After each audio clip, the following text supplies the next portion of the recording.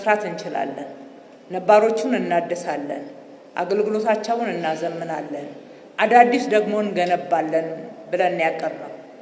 ይሄንን ስንል መንግስት ብቻውን ሰርቶ ይሄንን የሚያክል ራዕይ ያሳካል የሚልም ህልም አልነበረም የያዝነው ህልም በርካታ ሀገር ወዳድ ኢትዮጵያውያን ህልምን የሚጋሩ ለሀገራቸው መልካም የሚመኙ አገር የማሳደግ የማበልጸግ አገልግሎታችንን ስታንዳርዳይዝ የማድረግ ህልም ያላቸው በርካታ ዜጎች አሉ። እነሱን ሁኔታዎችን ምቹ ካረግንላቸው፣ ካገዝን፣ ካስተባበርን እንደ መንግስት የመሪነትን ሚና ከተወጣን ይሰራሉ የሚል እምነት አሳድረን ነው አዳዲስ ሆስፒታሎችን እየገነባን ነባሮቹን ደግሞ በትልቅ ደረጃ እያዘመንን ለህዝባችን የሚመጥነውን አገልግሎት ለከተማችን የሚመጥንን አገልግሎት ለማቅረብ ጥረት እያደረግን ነው። በአዲስ አበባ ተርሸሪ አገልግሎት መስጠት የሚችሉ 3 ሆስፒታሎችን እንደ መንግስት አዳዲስ ሆስፒታሎች ማለት ነው ገንብተን እያደረስን ያለነው። አብረን በመስራት ሀገራችንን የሜዲካል ቱሪዝም መዳረሻ እናርግ፣ ለህዝባችን የላቀ አገልግሎት እንስጥ። የሀባሪ ሜዲካል ፕላዛ ላይ ብዙ ልብን የሚያሞቁም እጅግ ደስ የሚያሰኙ ዜናዎች ሰምተናል።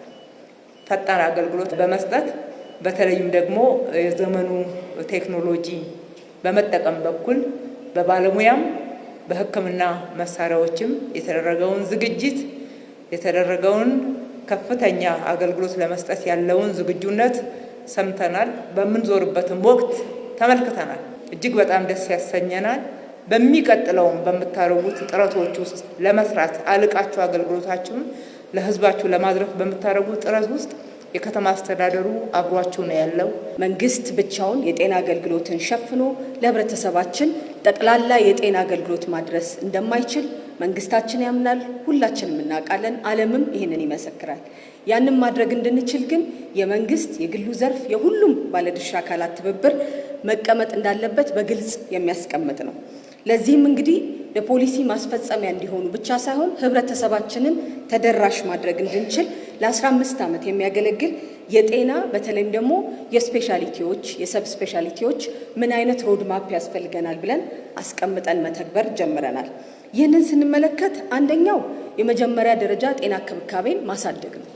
እንደዚህ አይነት የሜዲካል ፕላዛዎች በሀገራችን በጣም ትልቅ የመጀመሪያ ደረጃ ጤና ክብካቤን ማሳደጊያ መግቢያችን ናቸው። ሀባሪ ሜዲካል ፕላዛ ወደ 15 የሚሆኑ ስፔሻሊቲ ሰርቪስስ ያሉት አዲስ የጤና ተቋም ነው የከፈትነው ዛሬ።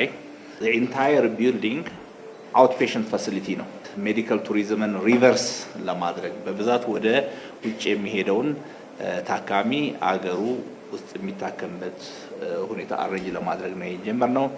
ዲጂታል ሄልዝ ላይ ይሄንን ሰርቪስ በሰፊው ልንሰራበት ተዘጋጅተናል። ዋናው ፎከሳችን ሰርቪሱ ላይ ነው እንጂ በፕራይስ ደረጃ ከዛ የተለየ ማድረግ ስለማንፈልግ ያው it's not for everyone ምንም ጥያቄ የለውም።